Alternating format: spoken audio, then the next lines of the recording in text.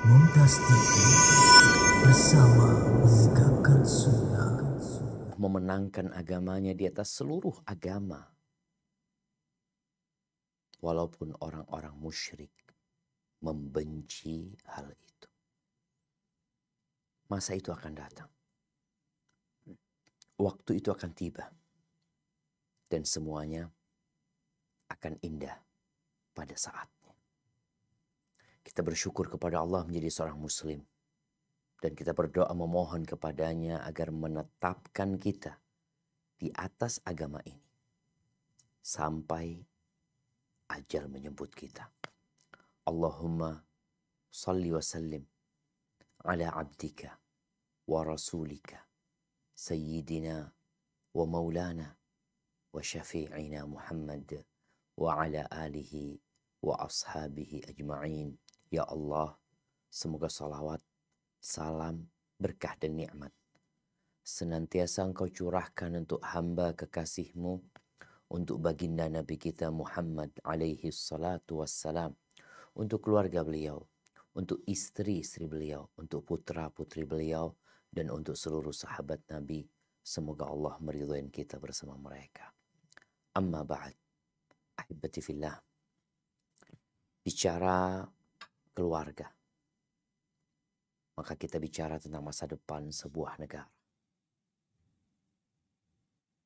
Bagaimana bingungnya negara tatkala mendapati banyak keluarga yang terjadi di dalamnya KDRT. Sehingga membuat sebagian orang tidak mau berumah tangga. Bagaimana bingungnya negara tatkala keluarga tidak kepingin punya anak. Karena kelangsungan sebuah bangsa itu adalah dimulai dari rumah tangga. Bicara akhlak di dalam rumah tangga. Sejatinya akhlak ini pilar sebuah peradaban. Seorang itu dikatakan ada tatkala ada akhlaknya.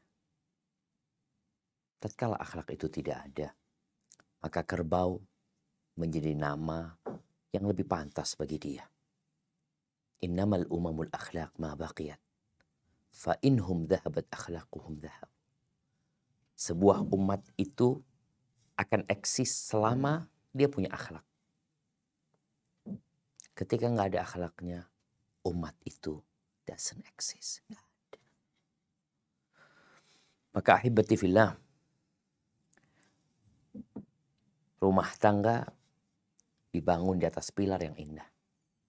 Ya, apabila pondasi rumah itu tidak kuat, maka kita akan lihat apa yang terjadi di Lombok beberapa tahun yang lalu. Banyaknya rumah yang hancur ketika gempa terjadi. Tapi kita melihat ada rumah yang gak hancur, Ustaz. Iya. Padahal sama-sama berada di lokasi yang terjadi di situ gempa. Bahkan mungkin berada di atas tanah yang sama. Ana berangkat ke sana jamaah. Ana melihat rumah-rumah itu hancur.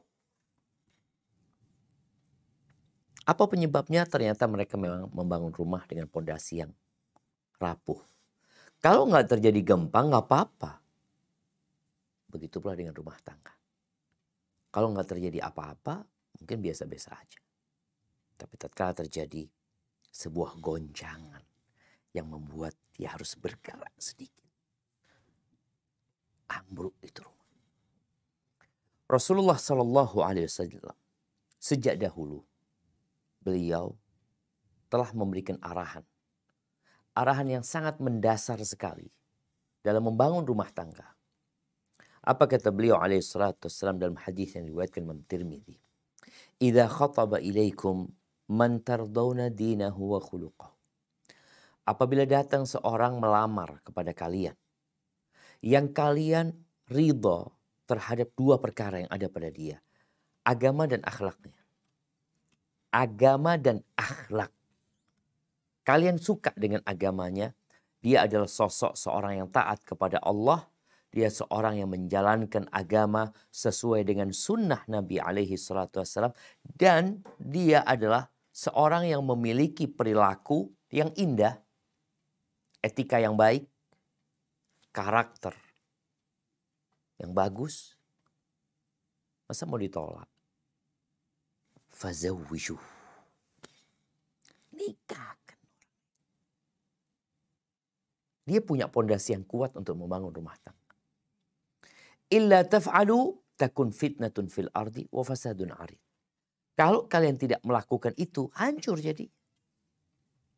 Yang akan terjadi kalau ternyata standar orang tua menikahkan putrinya adalah karena suka sama suka, karena sudah saling mengenal, karena sudah berpacaran bertahun-tahun, bahkan sudah berbuat dosa. Kalau itu jadi standar orang tua, ya udah rusak yang akan terjadi. Takun fitnatun fil ardi wa fasadun arid.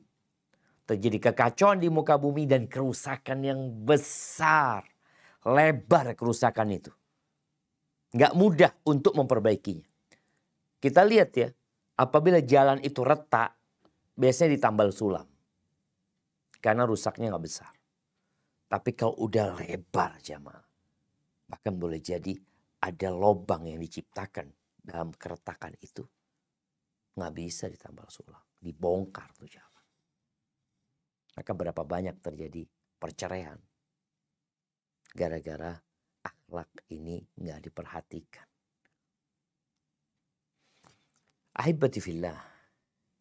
Di dalam rumah dua insan ini akan bermuamalah. Seorang laki-laki punya tugas, punya kewajiban, dia juga punya hak. Sang istri juga seperti itu. Bagaimana dua orang ini dikumpulkan di satu ruangan, di satu rumah. Kalau ternyata akhlak mereka buruk. Lisan memang tidak bertulang. Tapi lisan dapat mematahkan tulang. Ya. Berapa banyak lisan yang menyebabkan dada itu terkoyak. Jantung itu terluka. Kalau sudah nggak ada akhlak. Lisannya nggak dijaga. Ngomongnya kasar. Umpatan, makian menjadi sarapan dalam rumah tangga tersebut. Ahibati fillah, Nabi Ismail alaihissalam. Bagaimana beliau menikah? Ya, kadangkala kita berbaik sangka dengan orang yang akan kita nikahi. Orang dulu tuh banyak nikah dari kampung yang sama.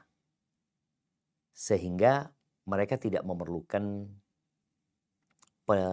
penyidikan, penelitian yang panjang. Anaknya fulan, oh iya Masya Allah, udah tahu tuh. Nabi Ismail pernah menikah dengan seorang wanita.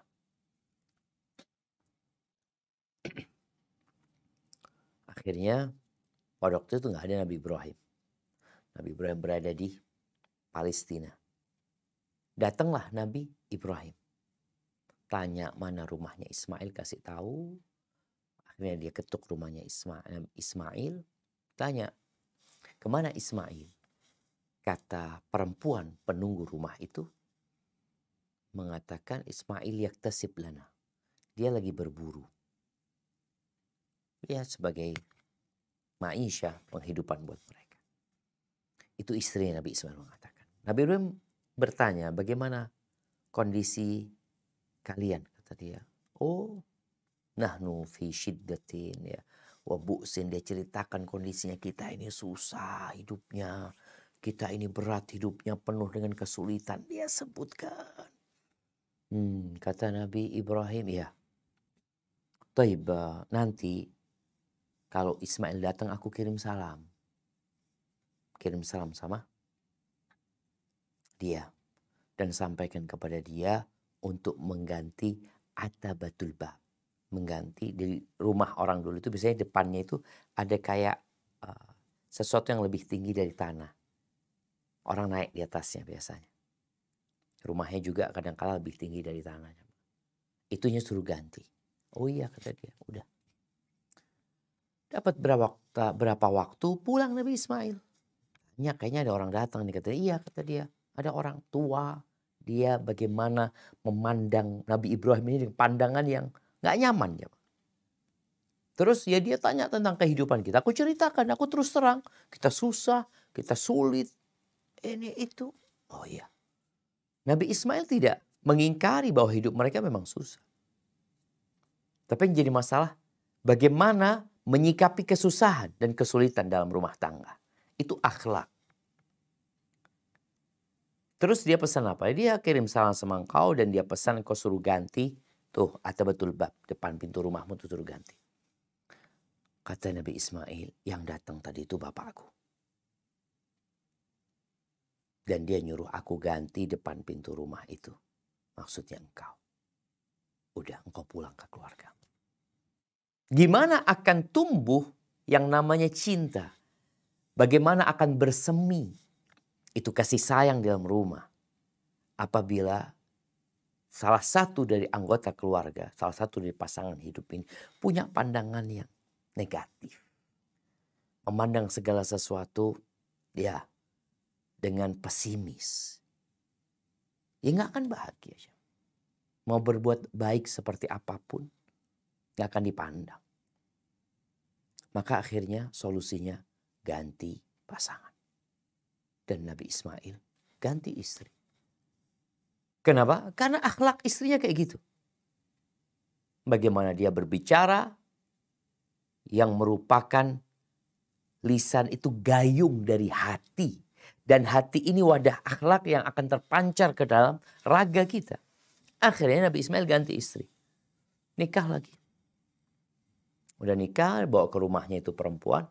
Dan kehidupan Nabi Ismail tidak berubah. Secara ekonomi masih sulit seperti dahulu.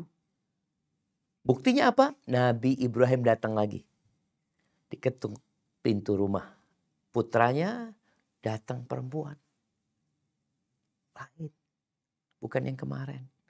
Tanya, mana suamimu? Tadi, oh Ismail sedang berburu.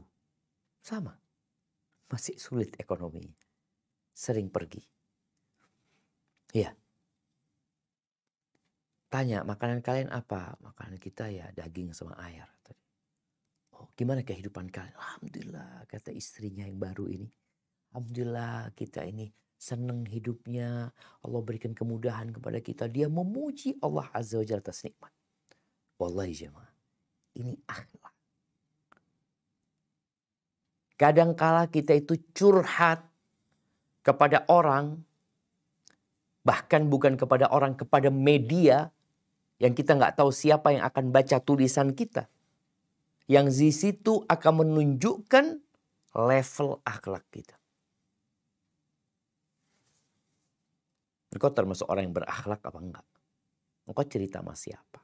Bayangkan istri yang pertama tadi. Itu cerita kepada orang yang tidak dia kenal. Ditanya bagaimana kehidupannya. Dia terus terang ini itu. Ya memang dia terus terang. Tapi ini masalah bagaimana dia memandang kehidupannya. Istri yang kedua ketika ditanya, apa yang dia ceritakan? Semua kebaikan dan keindahan. Padahal kehidupan mereka tetap. Tapi kualitas istrinya berbeda. Pasangan hidupnya berbeda. Yang ada pujian bagi Allah. Ucapan syukur bagi pencipta. Karena nikmat Allah itu banyak. Akhirnya Nabi Ibrahim nggak tahu nih yang datang siapa. Ya kalau itu kirim salam terus didoakan. Makanan kalian apa? Daging sama air didoakan semoga diberkahin ya. Karena di Mekah nggak ada biji-bijian ya. Nggak ada kebun di sana. Terus kata Nabi Ibrahim.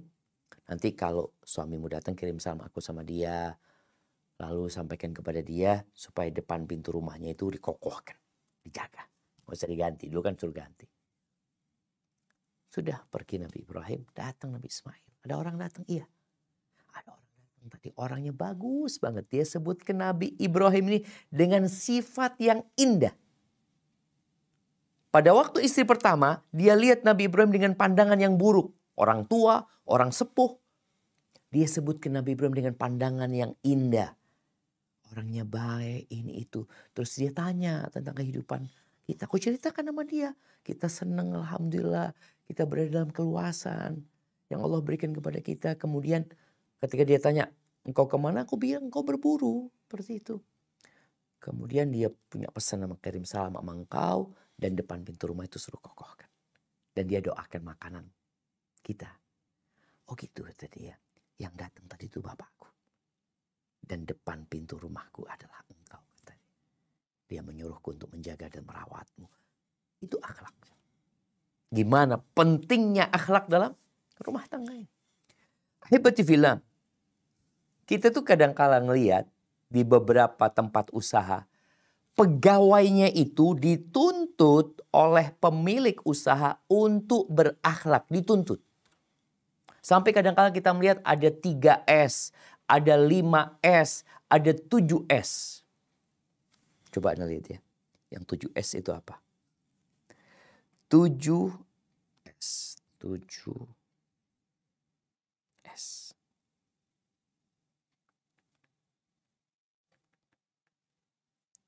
Nah, bismillah. Nah, budaya 7S. Apa? Senyum. Sapa, salam, sopan, santun, semangat, sepenuh hati. Sampai dikatakan kalau engkau, yaitu konsumen, tidak mendapatkan 7S ini, berhak komplain, kasih barang gratis atau apa. Ini sekedar usaha aja. Yang mungkin tuh orang bertemu dengan kita, konsumen, sekali doang.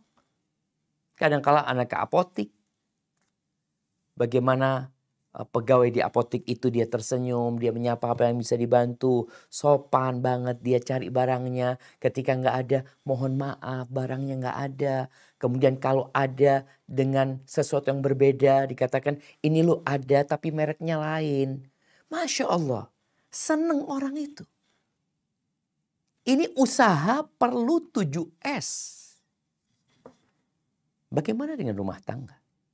Kayaknya perlu 17S. Ya, nanti dikarang sendiri tuh. Tentang bagaimana menerapkan karakter ini. Kalau bicara senyum, sapa, salam, sopan, santun, semangat. Sepenuh hati. Tak pura-pura melayani. Ahibati fillah.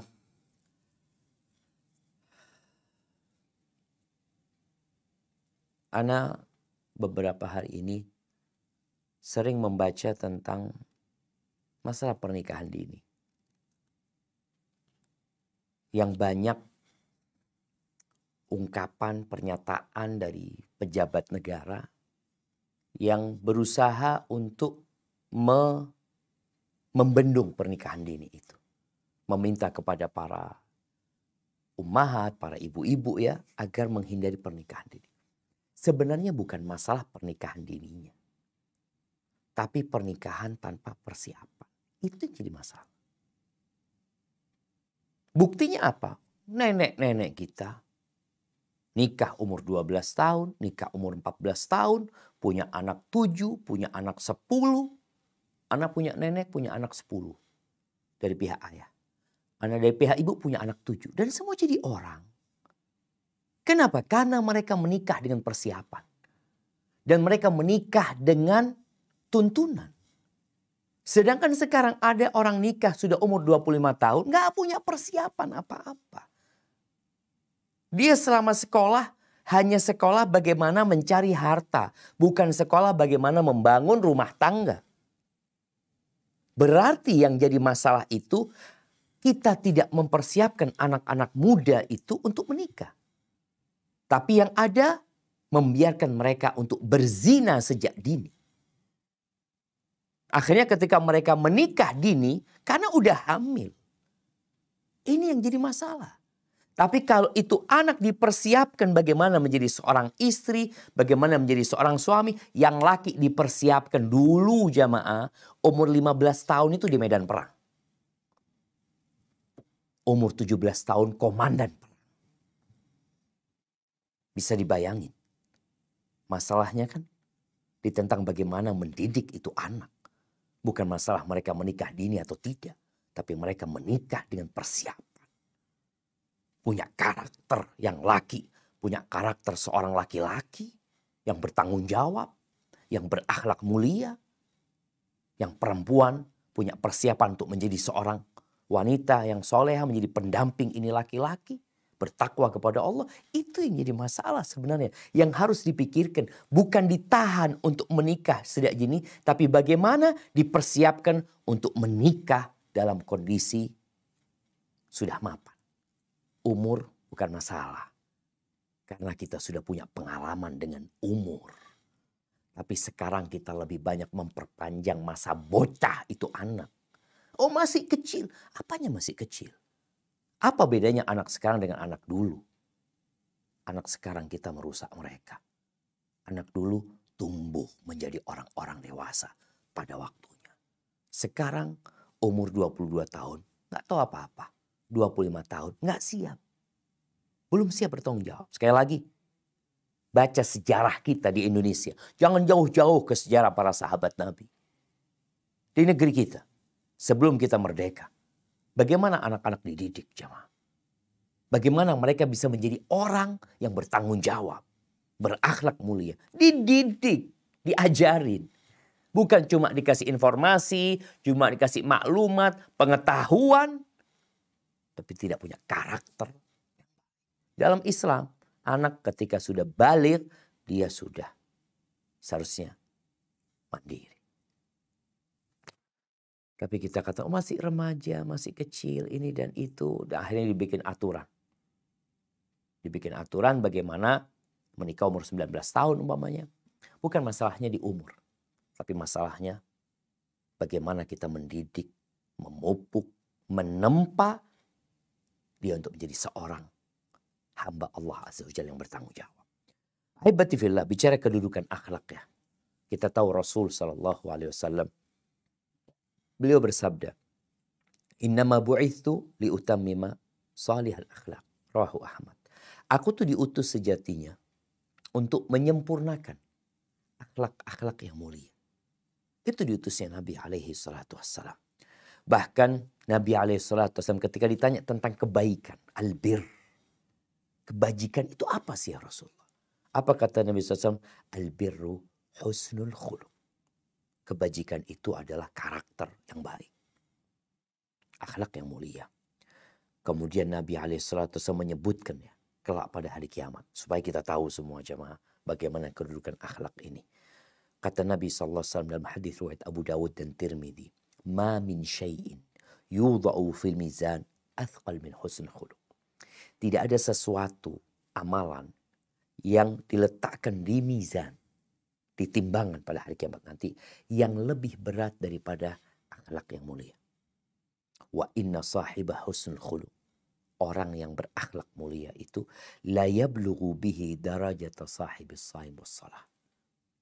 Dengan akhlak mulianya dia dapat menyaingi, menyamai orang yang rajin sholat, yang tekun puasa sunnah. Itu akhlak. Kemudian Nabi SAW menyebutkan bahwasanya orang-orang beriman ini imannya berbeda-beda. Imannya bertingkat-tingkat di antara mereka. Dan ternyata kata Nabi SAW, akmalul mu'minina imanan ahsanuhum khuluqan. Ini hadis rawahu Ahmad dan Tirmidzi ya. Kata Nabi SAW, orang mukmin yang paling sempurna imannya, yang paling baik akhlaknya. Lalu beliau menyebutkan tentang kehidupan rumah tangga. Wa khiyarukum khiyarukum linisaihim khuluqan. Dan orang yang terbaik di antara kalian adalah orang yang paling baik sama perempuan-perempuannya. Sama istri-istrinya dalam berperilaku. Siapa yang mengatakan itu? Nabi alaihi salatu wassalam. Maka disinilah kita tahu kedudukan akhlak. Yang bakal membangun rumah tangga menjadi rumah tangga yang harmonis. Yang penuh dengan cinta dan kasih sayang. Dan ketika ada badai, rumah itu nggak hancur. Rumah itu bertahan. Ketika ada gempa, rumah itu bertahan. Kenapa? Karena pondasinya benar. Bukan harta. Ketika pondasinya harta, maka apabila harta itu pergi dan hilang, rumah tangga akan hancur. Pondasinya kecantikan. Sampai kapan perempuan akan cantik? Dia akan jadi tua. Dia akan keriput. Dia tidak akan lagi bisa melayani suami seperti dahulu. Tapi sang suami tetap akan mencintai. Karena apa? Akhlak. Ahibati fillah.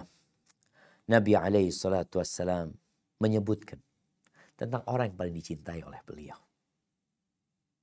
Kita ini ingin dicintai oleh Allah sang pencipta. Kita ingin dicintai oleh Rasul sallallahu alaihi wasallam, utusan Allah. Beliau mengatakan, ala ukhbirukum bi ahabbikum ilayya wa aqrabikum minni majlisan yaumal qiyamah. Kalian mau nggak aku kasih tahu orang yang paling aku cintai di antara kalian, dan yang paling dekat duduknya sama aku kelak pada hari kiamat. Paling dekat duduknya sama Rasul sallallahu alaihi wasallam. Fasakatal qaum. Semua diam jamaah. Lalu Nabi mengulangin sampai 3 kali. Maka ketika itu para sahabat mengatakan, na'am ya Rasulullah. Lalu Rasulullah SAW mengatakan, ahsanuhum khuluqan. Orang yang akhlaknya paling baik. Dan kalau bicara akhlak ini ada 2 macam. Ada akhlak yang merupakan bawaan lahir. Dan ada akhlak yang diusahakan. Karena kita akan mendengar ya, dalam kehidupan rumah tangga ini, orang-orang yang berdalih, aku ini orangnya memang suka marah Ustaz. Aku ini temperamental. Aku ini orangnya suka, ya suka sakit hati. Bahasa Jawa itu ngambul ya. Dia manyun kadangkala. Pokoknya sedikit-sedikit sakit hati. Ada orang yang punya karakter seperti itu. Karakter itu ada 2. Ada yang bawaan lahir, ada yang diusahakan. Kata Nabi SAW dalam hadis riwayat Al-Imam Ahmad dan Tirmidzi. Inna Allah khalaqa Adam min qabdatin qabadaha min jami'il ard. Sesungguhnya Allah menciptakan Nabi Adam ini dari satu genggaman yang diambil dari semua bumi ini. Jadi genggaman itu diambil dari berbagai macam jenis tanah yang ada di muka bumi ini. Faja'a banu Adam ala qadril arti. Maka anak-anaknya Adam ini kemudian menjadi manusia sesuai dengan tanah tadi.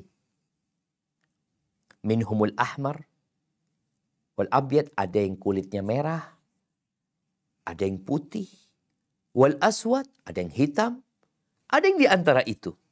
Nggak putih, nggak hitam, sawo mateng mungkin seperti orang Indonesia. Ini dari sisi warna kulitnya. Dari sisi tabiatnya, wasahl wal hazan. Ada yang mudah orangnya. Mudah seperti yang pernah kita bahas pada waktu itu. Tentang penghuni surga itu adalah kullu hayyinin sahl. Orang yang enak diajak ngomong. Yang mudah, yang gak mempersulit. Ya, tapi ada yang hazan. Hazan itu sulit. Orang yang karakternya buruk. Kayak sebagian tanah itu mau di model ini. Aduh gak bisa, susah gitu loh. Untuk di model macam-macam. Tapi ada tanah yang mudah sekali. Mau dibentuk sebagai gelas, mau dibikin ini genteng, mau dibikin batu bata. Tapi ada tanah yang keras. Ada manusia yang seperti itu. Tabiat. Wal khabithu tayyib. Ada tanah yang khabith. Mungkin baunya gak enak. Warnanya gak enak. Tapi ada yang wangi. Ada yang enak. Seperti itu manusia. Ini bawaan lahir. Tapi bawaan lahir itu bisa dirubah. Karakter itu bisa diarahkan. Akhlak itu bisa diusahakan. Yang pemarah boleh jadi menjadi penyabar. Orang yang keras diarahkan bagaimana kerasnya untuk hal yang bermanfaat. Sebagaimana kita tahu bagaimana Abu Bakar, bagaimana Umar. Mereka punya karakter yang berbeda, tapi dua-duanya orang baik. Seperti itulah dalam kehidupan rumah tangga. Suamimu gak mungkin bisa jadi kayak suaminya fulan. Ya Allah, enak banget ya. Dapat suami kayak suaminya fulan.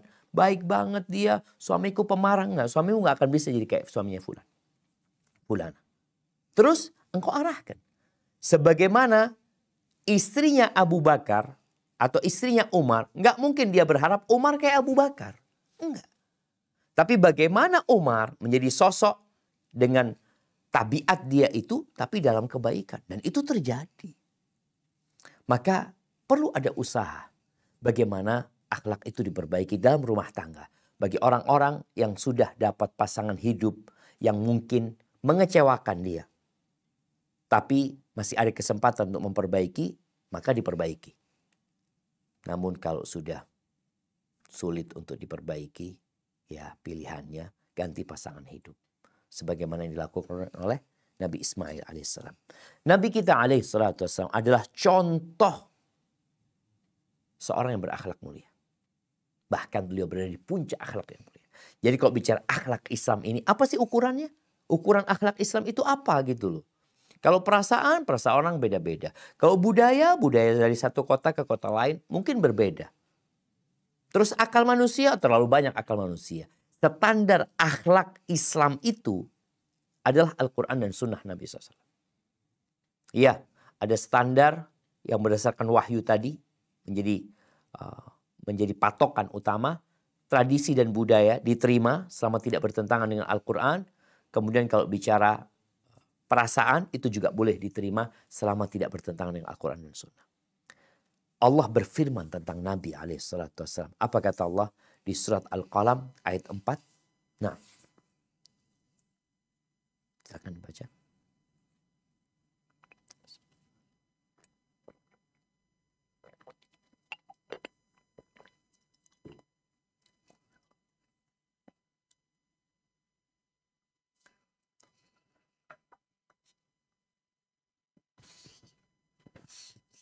Nah, silakan. A'udzu billahi minasyaitonir rajim. Wa innaka la'ala khuluqin 'adzim. Dan sesungguhnya engkau benar-benar berbudi pekerti yang luhur. Itu Nabi SAW. Dan beliau mengatakan, aku orang yang paling baik bersama keluargaku, bersama istri-istriku. Kenapa ayat ini perlu dibaca? Perlu direnungkan. Perlu ditadabburi. Karena kita tahu ada orang-orang yang Islamfobia. Yang kemudian memandang kehidupan rumah tangga Nabi SAW tidak ideal. Karena Nabi punya banyak istri SAW. Bahkan sebagian orang berpikir yang istrinya satu itulah yang ideal. Enggak. Buktinya Nabi SAW memberikan contoh hal itu. Dan beliau baik bersama semua istri-istri. Sallallahu alaihi wasallam. Dan apa kata Allah tentang diri Nabi SAW ini? Di surat Al-Ahzab ayat 21. Di surat Al-Ahzab ayat 21.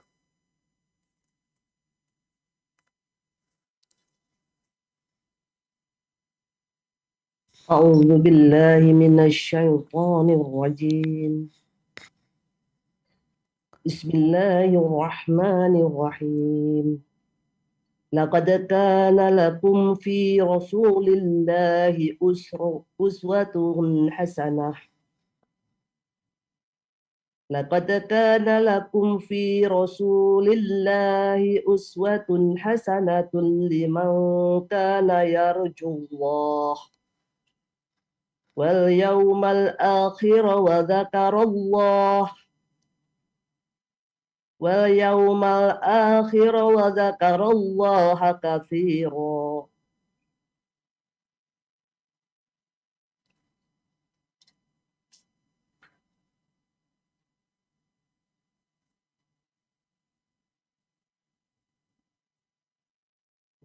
Nah, artinya? Sungguh telah ada pada diri Rasulullah itu suri tauladan yang baik bagimu, yaitu bagi orang-orang yang mengharap rahmat Allah dan kedatangan hari kiamat dan yang banyak mengingat Allah. Barakallahu fikum.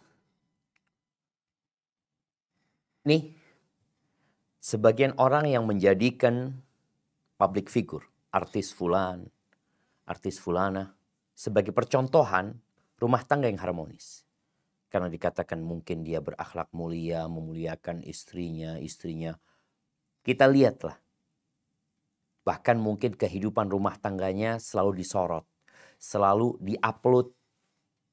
Menjadi story, menjadi feed di Instagram dia. Menjadi sebuah video di YouTube yang terus ditampakkan seakan-akan mereka rumah tangga yang baik. Padahal sejatinya rumah tangga mereka, rumah tangga yang jauh dari nilai-nilai Islam. Muslim-muslimah, tapi jauh dari nilai-nilai Islam. Bukan di sana suri teladan yang baik. Di mana teladan yang baik? Di Nabi SAW. Dan Allah katakan, Laqad kana lakum fi Rasulillah uswatun hasanah. Buat siapa? Ya tentunya nggak buat semua orang lah. Buat orang-orang spesial. Jadi suri tauladan yang luar biasa untuk orang-orang yang luar biasa. Untuk orang-orang yang istimewa. Untuk orang yang yarjullah, berharap berjumpa dengan Allah. Wal yaumal akhir. Dan berharap hari akhir. Ambisinya adalah akhirat. Bukan dunia yang tidak lebih dari satu sayap nyamuk. Ambisinya bukan dunia yang tidak lebih dari bangkai anak kambing yang cacat. Yang selalu ditunjukkan oleh sebagian keluarga. Yang diikutin oleh banyak muslim. Oh, menunjukkan kekayaannya, menunjukkan ininya, itunya, macam-macam. Ini suri tauladan bagi orang yang beriman. Dan berambisi akhirat. Wa dzakarallaha katsir, yang dia ingat Allah. Allah selalu yang dia ingat. Ahibati fillah, Nabi SAW akhlaknya itu Quran. Jadi ya standar orang itu berakhlak baik atau tidak dalam bermuamalah sama keluarganya, suami sama istri, istri sama suami, anak sama orang tua sama anak, ya Al-Quran. Makanya Aisyah ketika ditanya tentang akhlak Nabi SAW, dia tidak membuat sebuah buku berjilid-jilid. Dia juga tidak menyampaikan dalam waktu yang cukup panjang, bertahap untuk menjelaskan tentang akhlak Rasul SAW. Karena Aisyah banyak meriwayatkan hadis, enggak. Dia menyampaikan akhlak Nabi dalam ibarat yang pendek sekali. Kana khuluquhul Quran. Akhlak Nabi itu Quran. Bas. Engkau mau tahu akhlak Nabi? Baca Quran. Nah, kita akan baca sekarang nih. Bagaimana Al-Quranul Karim mengajarkan kepada umat untuk berakhlak mulia dalam berumah tangga. Dan itu dilakukan oleh Nabi SAW. Baik, saya akan dibaca di surat An-Nisa ayat 19. A'udzu billahi minasyaitonir rajim. Bismillahirrahmanirrahim. Ya ayyuhalladzina amanu la yahillu lakum an tarithun nisaa karha wa la ta'duluhunna litadhhabu bi ba'di ma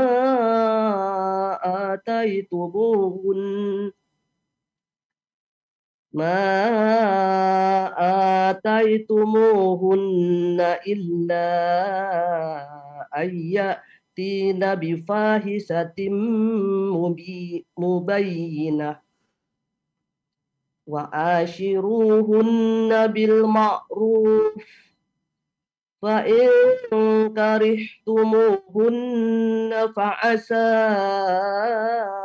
an takrahu syai'a wa yaj'alallahu fihi khairan katsira. Wahai orang-orang yang beriman, tidak halal bagi kamu mewarisi perempuan dengan jalan paksa. Dan janganlah kamu menyusahkan mereka karena hendak mengambil kembali sebagian dari apa yang telah kamu berikan kepadanya. Kecuali apabila mereka melakukan perbuatan keji yang nyata. Dan bergaullah dengan mereka menurut cara yang patut. Jika kamu tidak menyukai mereka, maka bersabarlah. Karena boleh jadi kamu tidak menyukai sesuatu, padahal Allah menjadikan kebaikan yang banyak padanya. Allahu Akbar. Ini akhlaknya. Islam datang memperbaiki perilaku orang-orang jahiliyah, di mana mereka mempusakai wanita, istri bapaknya, ketika bapaknya meninggal dunia. Boleh jadi istri bapaknya mereka nikahin kalau mereka mau. Atau dihalangin untuk menikah, kecuali kalau memberikan sesuatu dari harta. Itu terjadi pada masa jahiliyah dahulu. Datang Islam memperbaiki. Dan Allah katakan wa'ashiruhunna bil ma'ruf. Pergauli mereka dengan cara yang patut. Ma'ruf. Sebagian ahli tafsir mengatakan ma'ruf itu bukan sekedar menjalankan kewajiban, cukup, enggak. Artinya sesuatu yang lebih dari itu. Ada ihsan. Jadi berbuat baik plus. Itu yang harus dilakukan dalam rumah tangga. Tidak semua kesalahannya diurusin. Bukan hanya melakukan, sudah kan kewajibanku hanya memberikan nafkah, udah selesai. Enggak, ada yang lebih dari itu yang dilakukan oleh para suami. Itu perintah siapa? Perintah Allah Azza wa Jalla. Makanya kalau kita lihat bagaimana Rasul SAW di rumahnya bersama istrinya. Beliau menjahit bajunya sendiri alaihissalatu wassalam. Memperbaiki sandalnya. Bantu urusan keluarganya. Itu ma'ruf. Sesuatu yang baik jemaah. Mengikuti budaya yang ada, tradisi, sekali lagi plus perhatian, kasih sayang yang diberikan kepada istri. Fa in karihtumuhunna. Kalau kalian benci sama mereka, gimana? Apa yang dilakukan? Ini bicara akhlak dalam rumah tangga. Gimana? Ingat ketika orang tua punya anak ya. Jangan sampai anak itu mendengarkan ungkapan-ungkapan buruk dari orang tuanya. Jangan sampai anak itu menghafal ibarat-ibarat yang jelek. Yang tidak seharusnya didengarkan oleh mereka. Akhirnya mereka menghafal. Jangan. Baik dari bapak atau dari ibu. Fa in karihtumuhunna. Kalau kalian benci sama mereka. Ceraikan. Caci maki, hina, rendahkan, enggak. Bahkan Nabi SAW mengatakan, wala tuqabbih, jangan suka menjelek-jelekan perempuan, jangan. Apa yang dilakukan? Sabar. Lihat kepada kelebihan, bukan melihat kepada kekurangan. Itu akhlak. Bagaimana istri Nabi Ismail yang pertama melihat kepada kekurangan, istri Nabi Ismail yang kedua melihat kepada kelebihan. Itulah yang menyebabkan rumah tangga harmonis. Ketika melihat kepada kekurangan berantakan. Teh yang manis jadi kurang gulanya. Atau kelebihan gula. Nasi, makanan yang enak jadi kurang garam. Kenapa? Karena melihat kepada kekurangan. Maka kata Allah, fa'asa an takrahu syai'an.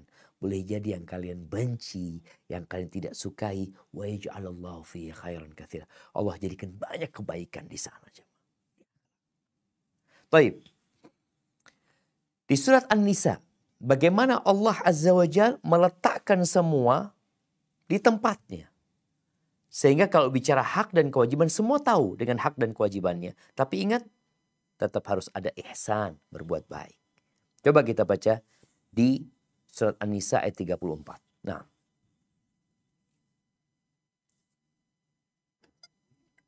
A'udzu billahi minasyaitonir rajim.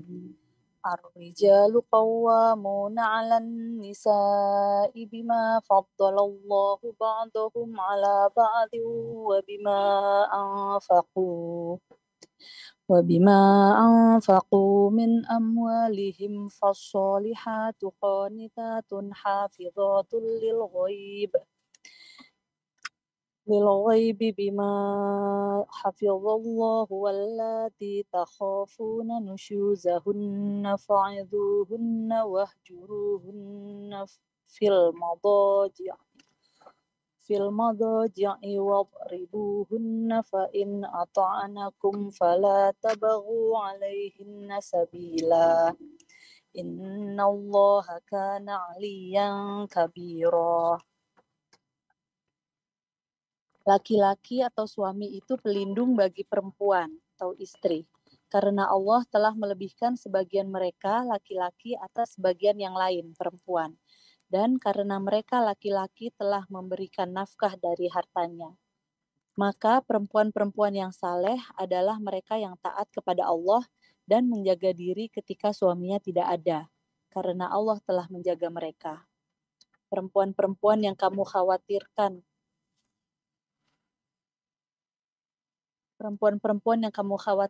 akan nusyuz, hendaklah kamu beri nasihat kepada mereka.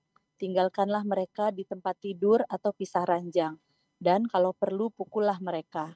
Tetapi jika mereka menaatimu, maka janganlah kamu mencari-cari alasan untuk menyusahkannya. Sungguh Allah Maha Tinggi, Maha Besar. Barakallahu fikum. Allah ketika menyebutkan ini agar semua sadar dengan kedudukan dan jabatannya. Di mana posisimu?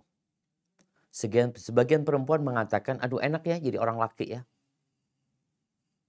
Sebagian laki-laki mungkin mengatakan enak ya jadi orang perempuan. Enggak. Semuanya enak apabila disyukurin. Ketika engkau makan nasi, hanya pakai telur dadar, dan engkau mensyukurinya, itu enak. Tapi ketika engkau makan nasi dengan telur dadar, tapi engkau berpikir makan sesuatu yang lebih dari itu di restoran yang mewah, itu jadi nggak enak. Jadilah dirimu sendiri. Allah sebutkan laki-laki pelindung, pemimpin, punya tanggung jawab yang lebih daripada wanita. Wanita harus taat dan patuh sama suaminya. Laki-laki punya kewajiban memberikan nafkah. Yang gak enak sekarang memang ketika kita lihat nih perempuan-perempuan dipaksa untuk bekerja cari duit. Itu gak enak. Kenapa? Bukan kewajiban dia. Suami yang seharusnya cari duit tuh. Perempuan ini mendapatkan duit dari suaminya. Bukan disuruh cari duit untuk membantu suaminya. Enggak. Mau bantu tafadhol. Tapi kalau itu diwajibkan buat dia, enggak. Di sini ada penindasan buat kaum wanita sejatinya. Tapi dengan bahasa memberikan kebebasan kepada mereka. Enggak. Mereka ditindas oleh kaum laki-laki. Ketika dipaksa untuk bekerja mencari duit. Seharusnya engkau lah. Kan Allah sebutkan. Engkau yang cari duit. Maka kenapa di beberapa negara itu perempuan gak mau punya anak? Kenapa? Ya karena dia capek. Dia ditindas. Dia kalau harus hamil. Yang itu merepotkan dia. Allah katakan wahnan ala wahnin. Kelemahan dan terus menjadi lemah lagi. Suruh cari duit lagi. Bagaimana ketika dia melahirkan, setelah itu selesai tugasnya? Belum. Dia harus membesarkan itu bayi yang belum bisa berbuat apa-apa. Dia susui. Disuruh cari duit lagi, laki engkau cari duit. Kau kasih nafkah buat dia. Makanya kemudian tadi muncul gerakan di beberapa negara menentang para wanita itu. Kemudian mau dibawa ke negeri Islam, enggak bisa. Enggak. Cuma tadi masalahnya banyak wanita-wanita muslimah yang nggak belajar. Banyak orang tua yang juga nggak tahu tentang Islam. Allah sebutkan laki itu yang kasih nafkah. Kemudian fasolihat. Siapa sih perempuan-perempuan soleha itu? Yang taat sama Allah. Ikut perintah Allah. Tinggalkan larangan Allah. Larangan Rasul SAW. Taat sama suaminya. Karena disuruh taat sama suami. Nurut sama dia. Jaga kehormatan dirinya ketika nggak ada orang, nggak ada suaminya. Dan terkadang ada karakter buruk yang muncul dalam rumah tangga. Istri nusyuz, nggak nurut ya. Dikasih tahu bantah. Apa yang lakukan suami? Diperbaiki akhlak istrinya. Jangan diceraikan. Diperbaiki, dikasih nasihat dengan cinta dan kasih sayang. Nggak mau dikasih nasihat, ya udah dikasih nasihat tapi belum mau, pisah ranjang. Terus disebutkan kalau perlu mungkin dipukul. Kalau perlu. Kalau enggak, jangan. Karena engkau akan dilaporkan. Dan boleh jadi engkau mendekam di penjara, engkau enggak punya istri lagi. Karena KDRT. Itu kalau perlu. Dan bisa memperbaiki. Kalau enggak, ya udah. Mungkin berpisah menjadi solusi. Jadi ahibati fillah. Islam mengajarkan. Karena adanya akhlak di dalam rumah tangga itu. Dari pihak suami yang bertanggung jawab. Kembali lagi tadi bicara pernikahan dini. Ini bukan masalah umur. Tapi masalah kedewasaan. Ini bukan masalah uang. Tapi masalah tanggung jawab. Berapa banyak orang yang kaya raya yang bisa memberikan nafkah kepada istrinya. Ekonominya baik tapi berantakan rumah tangganya. Anak-anaknya narkoba, anak-anak jadi nggak bener. Masalahnya tidak bertanggung jawab dan tidak berakhlak mulia. Jadi semoga kita bisa belajar dari apa yang kita dengarkan hari ini. Bagaimana cara memperbaiki akhlak? Ada banyak cara. Yang pertama, perbaiki akidahmu. Perbaiki keyakinanmu. Supaya akhlakmu itu bukan pura-pura. Berapa banyak laki-laki yang baik di depan istrinya, tapi ternyata di luar sana dia serigala berburu domba. Enggak, kau harus perbaiki akidahmu. Bahwa Allah mengawasimu dimanapun engkau berada. Kemudian ibadah yang benar. Karena ibadah itu akan berdampak kepada diri seseorang. Orang yang suka berpuasa, insya Allah bisa menahan emosinya. Orang yang suka bersedekah, insya Allah dia tidak akan bakhil kepada istrinya. Orang yang berangkat umroh, berangkat haji, insya Allah dia akan belajar bagaimana berkumpul dengan orang lain. Ibadah-ibadah ini menumbuhkan akhlak dan karakter yang mulia. Seorang yang rajin ke masjid dan suka bertegur sapa dengan orang lain di rumah Allah Azza wa Jalla, insya Allah sama istri, sama keluarga istri, dia juga akan baik. Yang ketiga, berdoa mohon sama Allah Azza wa Jalla agar diperbaiki akhlak dan karakternya. Yang keempat, belajar menuntut ilmu. Karena insya Allah dengan tumbuhnya ilmu bertumbuh pula akhlak. Ketika kita tahu sesuatu, bagaimana kita lihat orang-orang? Tatkala tahu bahwasanya makanan itu berdampak buruk kepada kesehatannya, maka dia nggak akan makan. Orang yang biasa minum teh pakai gula, kemudian dia nggak pakai gula. Kenapa? Karena dia tahu kondisi tubuhnya udah nggak bisa minum gula lagi. Kenapa dia lakukan itu? Karena dia tahu, dia punya ilmu. Dan perlu adanya usaha, latihan memperbaiki akhlak.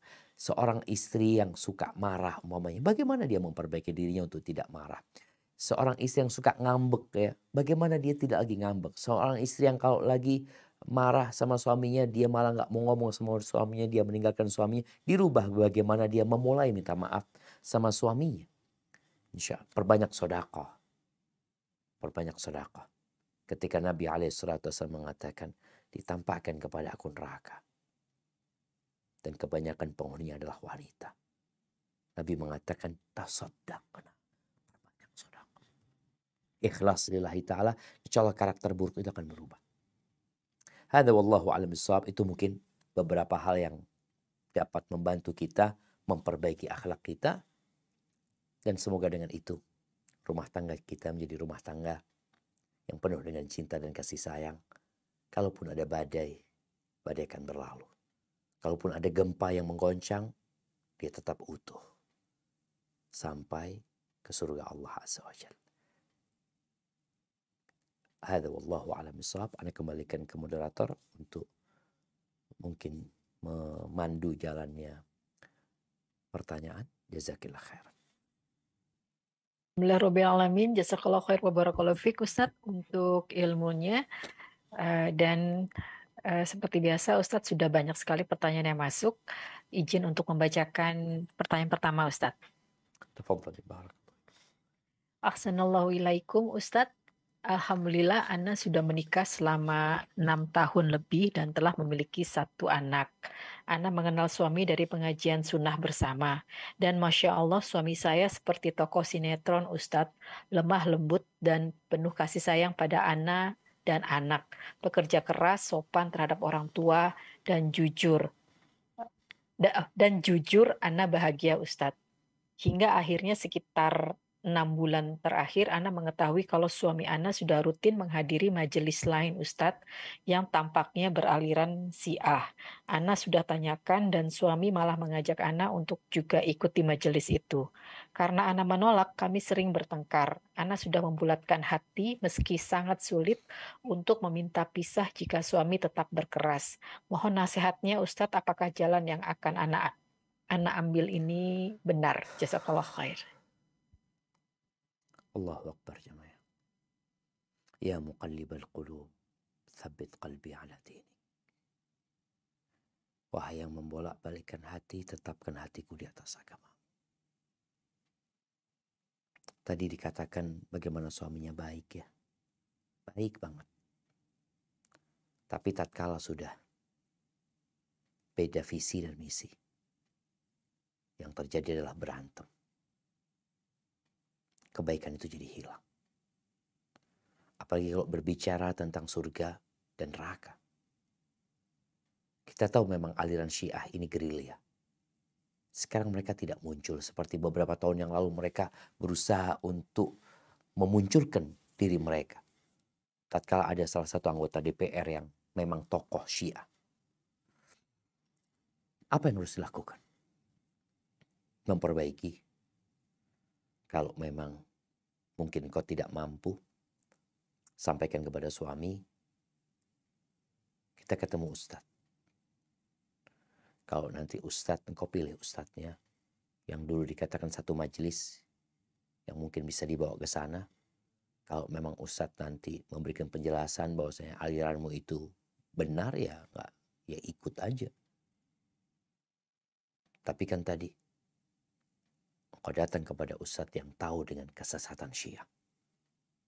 Bagaimana mereka sebenarnya. Dan boleh jadi suamimu nggak tahu. Boleh jadi suamimu mendapatkan hal-hal yang enak dari mereka.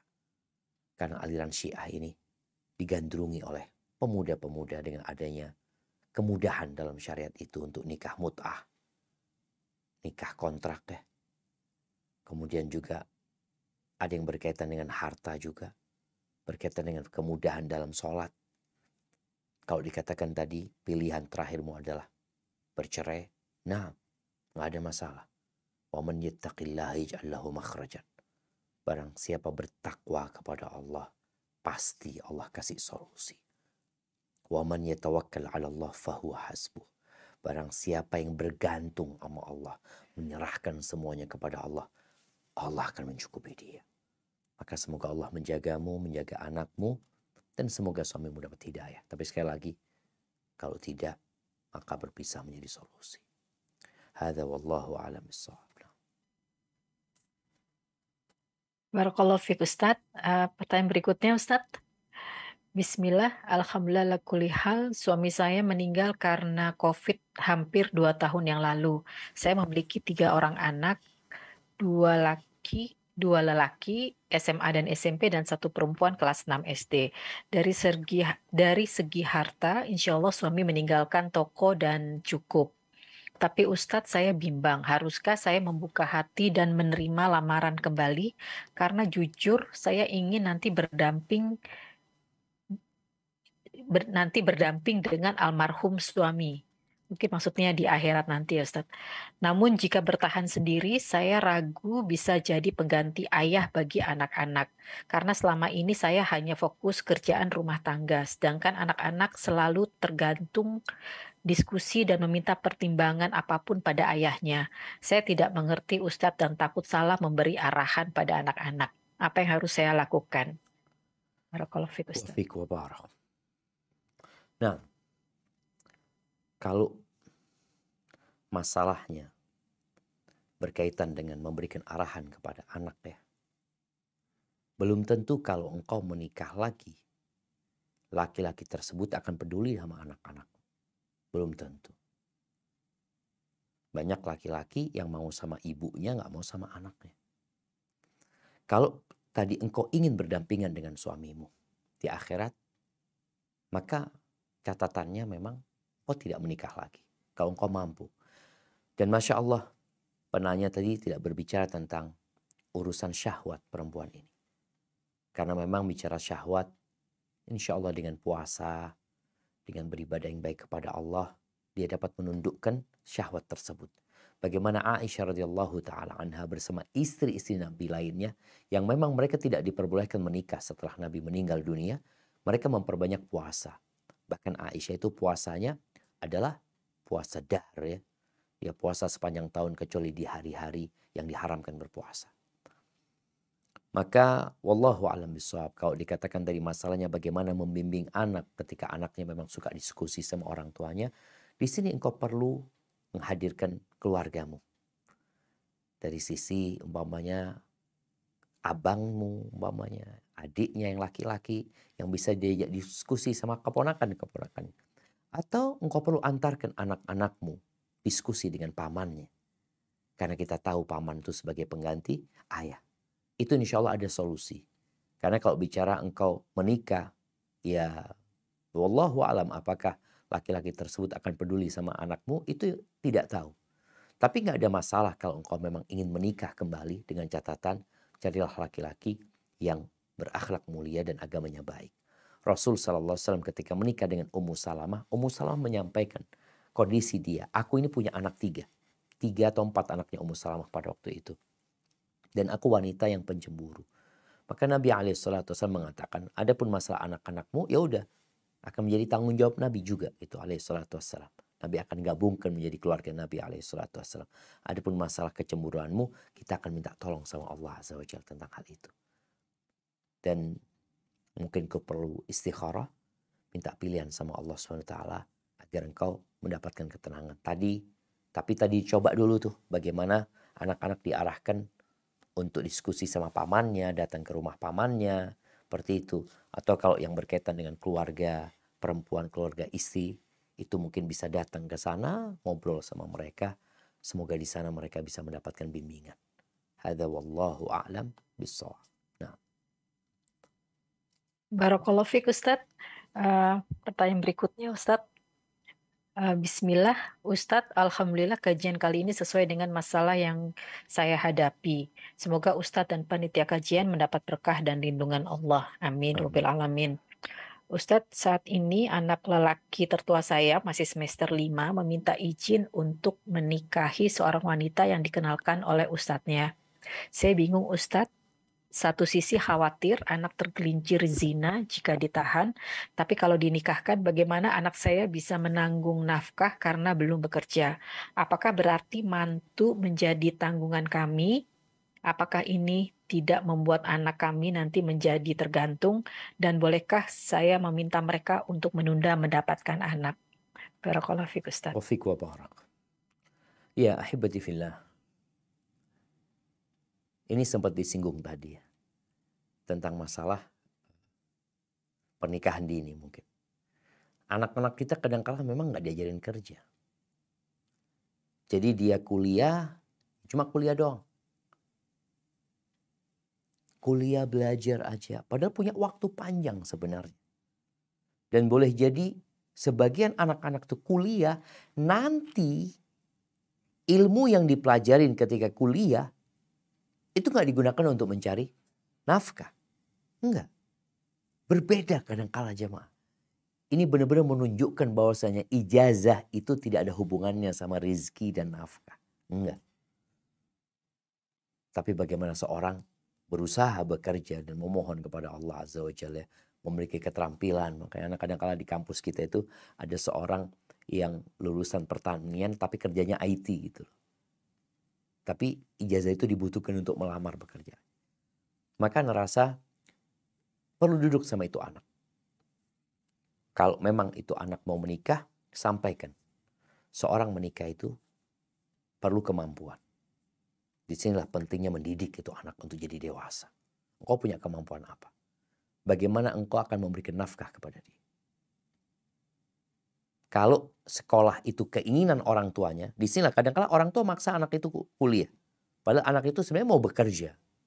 Tapi karena orang tua yang maksa dia untuk kuliah, akhirnya dia nggak bisa bekerja. Padahal dia udah dewasa, dia bisa bekerja sebenarnya untuk menghasilkan uang dan memberikan nafkah. Mungkin orang tua membantu, boleh jadi dia ngutangin. Orang tua mengutangin anaknya. Agar anak itu menjadi orang yang tanggung jawab. Engkau mau menikah silahkan. Biaya dari ayah tapi utang hitungannya. Supaya dia bertanggung jawab. Sehingga dia lanjutkan kuliahnya, nanti dia bekerja dan melunasi utang itu. Itu bisa menjadi solusi. Walaupun nanti mungkin orang tuanya akan mengikhlaskan, tapi dalam rangka mendidik itu anak agar dia bertanggung jawab. Engkau sampai lulus, ayah utangin. Kasih utang dia selama 2 tahun sampai selesai. Sehingga dia nanti akan melunasinya ketika dia selesai. Adapun berkaitan dengan menunda punya anak nggak ada masalah karena memang kondisinya masih kuliah, masih belajar. Tapi yang jelas tolong anak itu dipersiapkan secara mental ya, secara agama sehingga dia menjadi orang yang bertanggung jawab. Karena Nabi SAW mengatakan man istata'a minkumul ba'a. barang siapa yang punya kemampuan di antara kalian, hendaklah dia menikah. Kalau nggak mampu, jangan nikah, jangan maksa. Terus gimana? Ketika takut berzina, puasa. Ada solusinya. Hadza wallahu a'lam bissawab. Jazakallah khair Ustadz. Pertanyaan berikutnya Ustadz. Tafadhal Ya. ya. Bismillah, Ustadz, saat ini kami tinggal di area perumahan yang nyaman dan dekat dengan sekolah anak-anak. Namun tetangga kami lebih banyak non-muslim. Namun alhamdulillah mereka baik-baik Ustadz dan menghormati kami. Namun saya agak segan untuk berkumpul misalnya arisan ataupun jalan pagi bersama karena mereka seringkali membawa anjing mereka. Awalnya saya dan suami bermaksud sekalian siar bahwa muslim juga dapat bergaul dengan baik dan memuliakan tetangga. Tapi dengan kondisi tersebut apa yang harus kami lakukan? Haruskah kami pindah rumah dan mencari lingkungan baru yang lebih sesuai? Masya Allah, barakallah fiik. Iya, ahibati fillah. Al-jar qabla ad-dar. Seperti itu bunyi peribahasa Arab. Al-jar qabla ad-dar. Tetangga sebelum pilih rumah. Karena memang tetangga itu akan berdampak kepada kehidupan kita. Sebagian orang punya rumah di kompleks yang bagus, yang aman, yang asri, tapi ternyata tetangga-tetangganya non-muslim. Maka itu pilihan sebenarnya. Kalau engkau memilih tetap di rumah tersebut dengan catatan engkau berusaha untuk mewarnai dan tidak diwarnai. Berusaha untuk menunjukkan indahnya Islam kepada mereka dengan cara berbuat baik kepada tetangga. Acara-acara mereka yang kita tahu tadi, mau mereka jalan santai dengan anjing mereka, ini dan itu nanti yang ditakutkan membuat anak-anak kita jadi terbiasa dengan anjing. Bahkan kepingin piara anjing mereka. Rasulullah SAW membolehkan piara anjing, tapi bukan untuk main-main di rumah, tapi untuk anjing berburu umpamanya, atau anjing penjaga kebun dan lainnya. Baik, jadi pilihannya tadi apabila engkau bisa mewarnai mereka, berbuat baik kepada mereka, interaksi dengan mereka, boleh jadi dengan kita kirim makanan sama mereka, berbagi sama mereka, sabar menghadapi mereka untuk menunjukkan indahnya agama Islam. Tapi kalau ternyata engkau nggak mampu dan dikhawatirkan anak-anak dapat terpengaruh nantinya dengan mereka, terbiasa melihat kesyirikan umpamanya. Anak-anak main ke rumah mereka melihat simbol-simbol kesyirikan di sana. Sehingga awalnya anak ini yang membenci lama-lama jadi biasa umpamanya. Itu berbahaya buat mereka. Jadi semua kembali kepada penanya tadi. Kalau dia milih bertahan dengan catatan dia bisa mewarnai dan menjaga anak-anaknya dari pengaruh lingkungan, ahlan wa sahlan. Tapi kalau engkau tidak mau, alhamdulillah bumi Allah luas. Dan banyak perumahan-perumahan yang sejatinya lebih baik ya, yang bisa dipilih. Itu kalau memungkinkan. Hadza wallahu a'lam bissawab.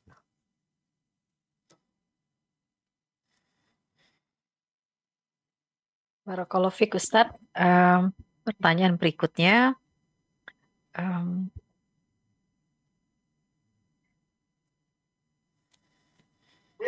Bismillah, Assalamualaikum warahmatullahi wabarakatuh. Waalaikumsalam. Afwan izin bertanya Ustadz, bagaimana menyikapi suami yang tidak memberikan contoh yang baik bagi anak-anak, terutama bagi keimanan dan ibadah anak-anak. Suami lebih sering main HP dan sholat berjamaah hanya waktu maghrib dan isya saja.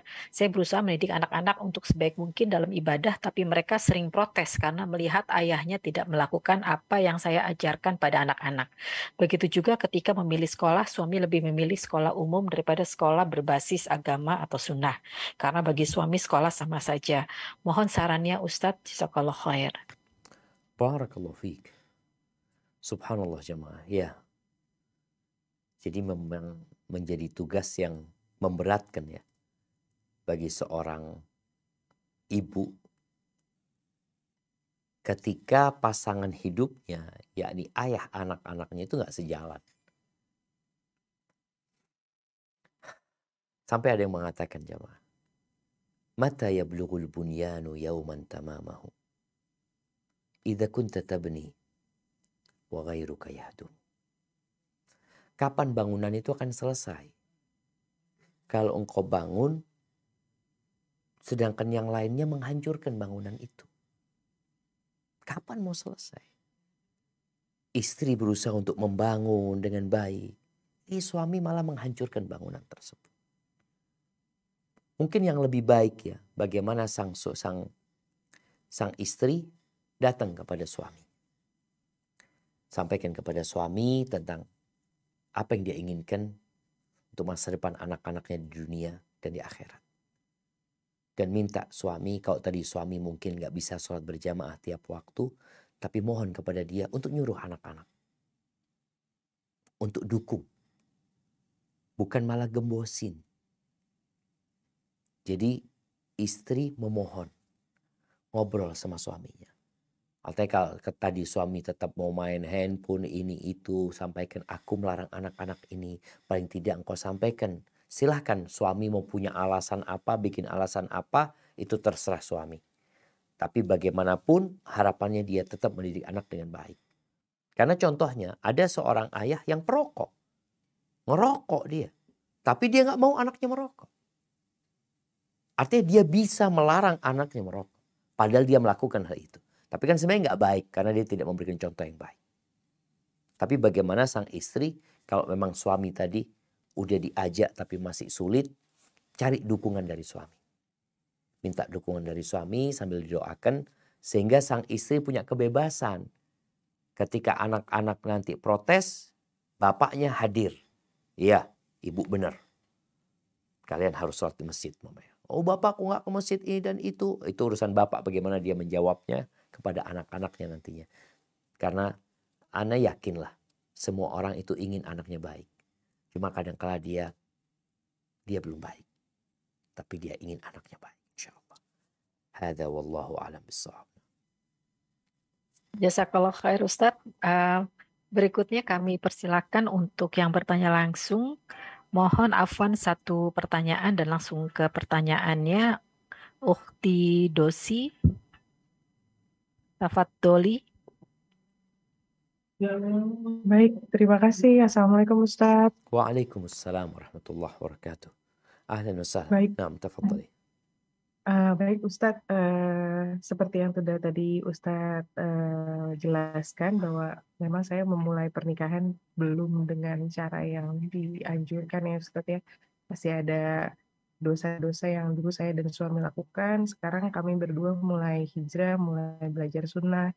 Nah, tapi di sini masalahnya Ustadz bahwa suami saya ini masih tarik ulur untuk belajar sunnah.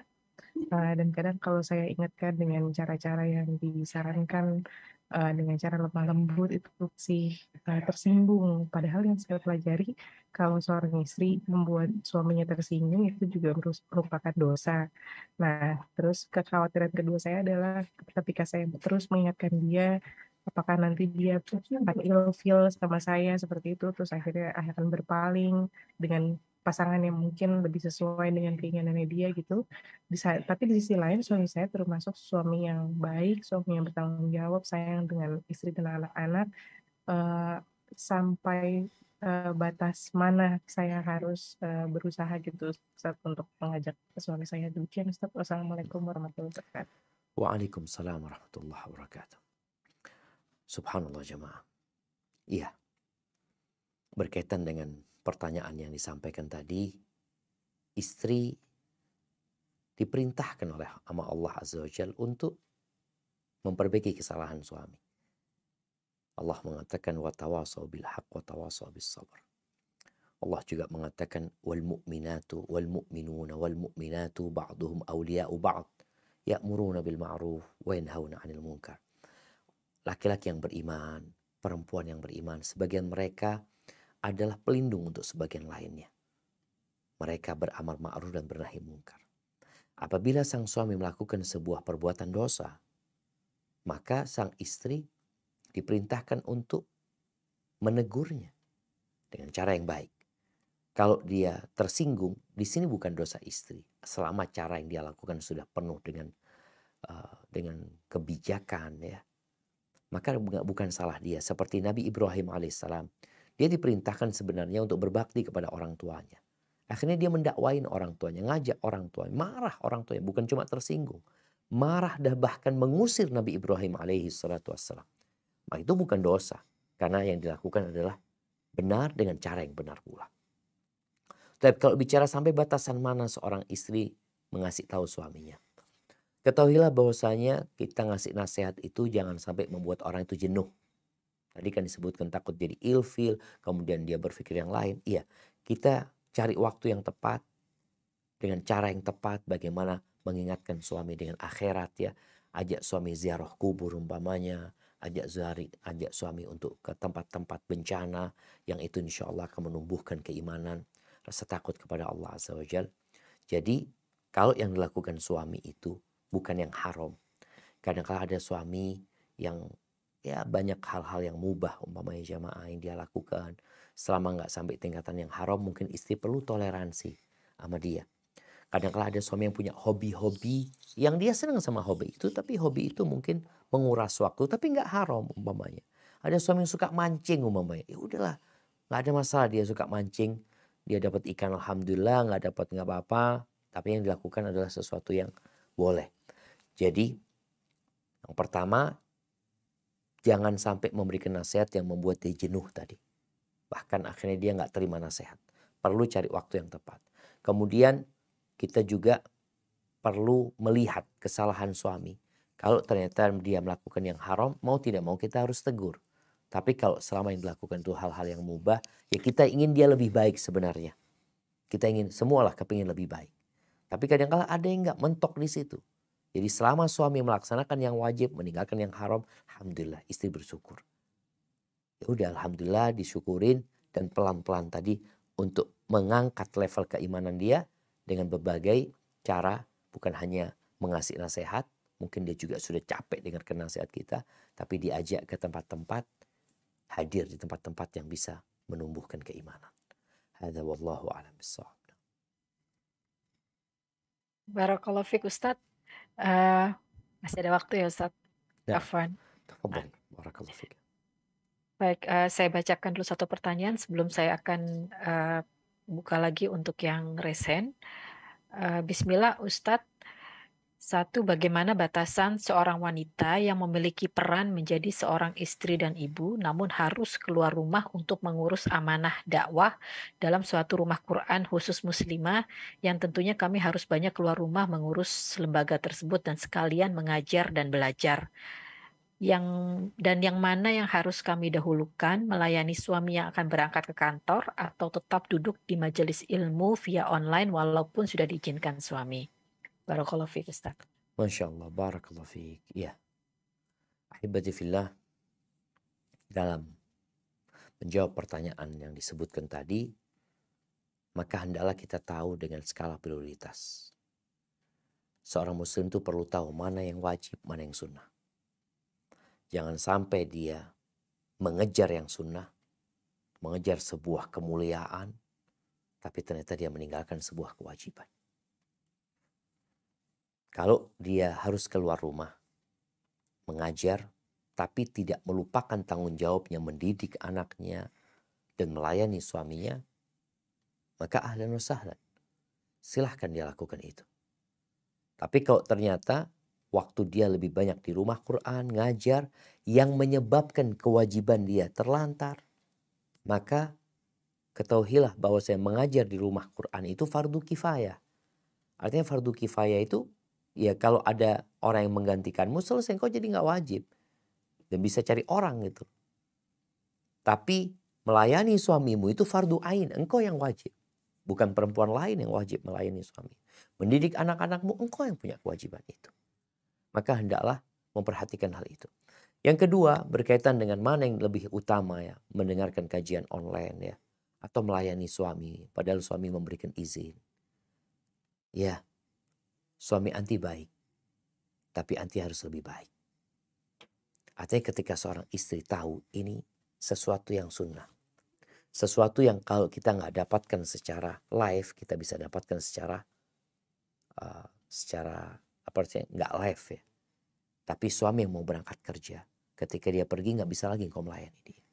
Maka nasihat ana, mungkin kau lebih baik fokus melayani suamimu, melayani surgamu. Setelah dia pergi, engkau bisa menonton kajian itu tidak secara live. Insya Allah engkau tetap bisa mendapatkan dua kemuliaan. Kemuliaan melaksanakan kewajiban melayani suami dan mendapatkan sunnah dengan mengikuti kajian. Hadza wallahu a'lam bishawab. Jazakallah khair Ustadz. Berikutnya tafadholi untuk Ukhti Ummu Muhammad untuk satu pertanyaan dan langsung bertanya. Assalamualaikum warahmatullahi wabarakatuh, Ustadz. Waalaikumsalam warahmatullahi wabarakatuh. Nah, Afwan, Ustadz. Qadarullah, suami sudah wafat setahun yang lalu. Sebelum wafat, beliau mengucapkan la ilaha illallah sebanyak 3 kali, Ustadz. Alhamdulillah, mudah-mudahan husnul khatimah ya. Itu hal yang membuat Ana sedikit tenang bahwa Ana pernah mendengar di kajian-kajian Ustaz Salaf itu bahwa barang siapa yang di akhir kalimatnya mengucapkan la ilaha illallah, maka insya Allah dia dijamin masuk surga. Allahumma amin. Ini sudah 1 tahun dari pemakaman beliau. Ana tidak pernah ke kuburan karena Ana juga dengar di kajian bahwa kalau wanita itu sangat tidak dianjurkan untuk ke pemakaman. Jadi Ana berusaha untuk tidak ke pemakaman karena berusaha semaksimal mungkin kan meninggalkan hal-hal sekalipun itu yang mubah. Wallahu a'lam. Jadi kemarin anak-anak ke sana dilihat kuburan itu agak longsor karena posisinya kemarin kan agak tebing.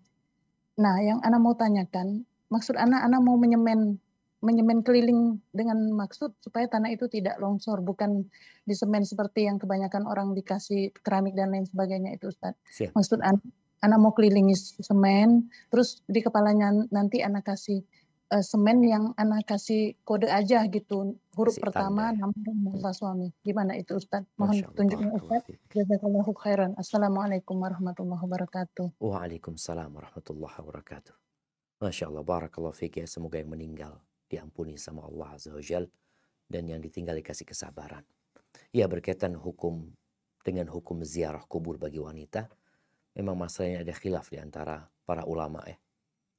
Jumhur ulama berpendapat tetap dianjurkan wanita untuk ziarah kubur, tapi tidak sering-sering dia ziarah kubur. Tujuannya adalah mengingat kematian.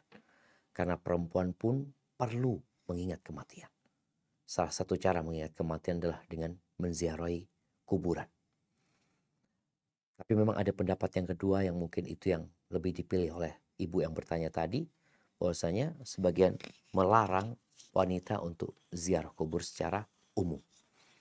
Barakallahu fiik. Kembali kepada pertanyaan selanjutnya tentang bagaimana hukum menyemen kuburan demi untuk menyelamatkan dia dari longsor. Nggak ada masalah kalau tujuannya memang memasang itu semen agar tidak longsor. Artinya menjaga kuburan itu supaya tidak terjadi sesuatu yang tidak diinginkan. Apalagi kalau kuburannya pinggir kali umpamanya, atau tadi kuburannya di dekat tebing ya. Ketika musim hujan itu akan menyebabkan tanah itu terkikis terus dan boleh jadi kuburan itu jadi hancur. Jadi nggak ada masalah insya Allah. Tadi kalau ibu ingin melakukan itu dan memberikan tanda di nisan itu insya Allah nggak apa-apa. Sekedar tanda agar kita tahu baik itu dengan nama atau inisial. Bukan untuk berbangga-banggaan tapi agar keluarga tahu mana kuburan bapaknya. Sehingga ketika ziarah ke sana tahu ada tandanya, ibu kasih tanda sehingga orang-orang bisa tahu. Rasul sallallahu alaihi wasallam pada waktu itu memberikan tanda batu di kuburan Utsman bin Mad'un. Beliau mengatakan, "Hakadza ata'allamu qabra akhi." Dengan ini aku kasih tanda kuburan saudaraku. Dan Nabi tahu tuh, itu kuburan saudaranya. Apakah memberi tanda dengan nama diperbolehkan? Iya, insya Allah pendapat yang lebih kuat itu memberikan tanda nama pun boleh. Asalkan bukan untuk berbangga-banggaan ya. Tapi sekedar untuk mengasih tanda. Apalagi tadi ngasih tandanya dengan sekedar huruf. Insya Allah itu akan lebih bisa diterima lagi. Hadza wallahu a'lam bishawab. Barakallahu fiik Ustaz. Masih bisa bertanya lagi Ustaz? Mungkin satu pertanyaan terakhir kayaknya. Barakallahu fiik. Bismillah, izin bertanya Ustadz. Semoga Ustadz selalu dalam lindungan Allah. Mungkin Ustadz masih ingat dengan pertanyaan seorang ibu yang pernah mendapatkan perilaku durhaka dari anaknya, dari berbuat kasar hingga pernah memukul ibunya Ustadz. Saat ini kami sampai di fase yang hanya tinggal mendoakan segala yang kami lakukan belum menemukan titik temu untuk masalah anak yang brutal ini. Sampai di titik ini kami cuma mampu diam dan melihat apa saja yang anak kami perbuat. Sebab jika kami nasihat, cegah atau marah, tetap terjadi lagi perilaku buruk dari dia. Apakah sikap kami ini salah, Ustadz? Barakallahu fiik, Ustadz. Wa fiik wa barak. Wa fiik wa barak. Ya Allah jemaah. Ya. Semua diuji. Ada yang diuji sama anaknya. Bagaimana sikap kita terhadap anak yang durhaka? Ada yang bisa dikasih tahu. Ada yang masih bisa dididik. Tapi terkadang ada yang nggak bisa dilakukan apa-apa. Kecuali berdoa. Bagaimana Nabi Nuh ya, berusaha mendidik anaknya, mengajak dia untuk beriman. Sampai di masa-masa yang kritis. Ketika banjir itu sudah mulai naik. Nabi Nuh sudah di atas kapalnya. Dipanggil itu anaknya. Ya bunayya arkam ma'ana. Wala takun ma'al kafirin. Ya anakku naik sama kita. Jangan gabung sama orang-orang kafir. Tapi anaknya mengatakan sa'awi ila jabal. Ya udah tenggelam dia. Dia mau naik ke gunung dia tenggelam. Jadi memang ada titik orang tua kalau memang sudah nggak bisa berbuat apa-apa. Dia memberi nasihat akan berdampak kepada sesuatu yang lebih parah mudorotnya. Maka dia doakan aja. Dia doakan. Kemudian ahibati fillah, terkadang perlu menggunakan tangan orang lain. Nah, ada anak-anak yang perlu dikasih pelajaran. Tapi mungkin bukan orang tuanya, ada orang lain. Kita tahu bagaimana kisah Nabi Musa dan Khadir ketika Khadir membunuh seorang anak. Karena anaknya ini berbahaya. Mungkin orang tua tidak boleh sampai membunuh anaknya. Tapi boleh jadi mungkin ada orang lain yang bisa memberikan nasihat kepada dia. Memberikan hukuman kepada dia terhadap perbuatannya. Bahkan mungkin dia dipenjara menjadi sebuah solusi buat dia. Karena kita tahu KDRT itu bisa dipenjara. Anak memukul orang tuanya itu bisa dipenjara sebenarnya. Kalau itu menjadi baiknya dia, maka itu nggak ada masalah. Jadi usaha kita maksimal, doa kita maksimal. Setelah itu serahkan sama Allah Azza wa Jalla. Karena sejatinya hati dia berada di tangan Allah Azza wa Jalla. Allah yang membolak-balikkan hati. Ya jangan pernah putus asa berdoa. Karena Allah mengeluarkan dari yang mati sesuatu yang hidup. Dan mengeluarkan dari sesuatu yang hidup sesuatu yang mati. Allah ala kulli syai'in qadir. Barakallahu fiik. Itu mungkin yang dapat Anda sampaikan pada kesempatan kali ini. Kurang lebihnya mohon maaf. Yang benar dari Allah.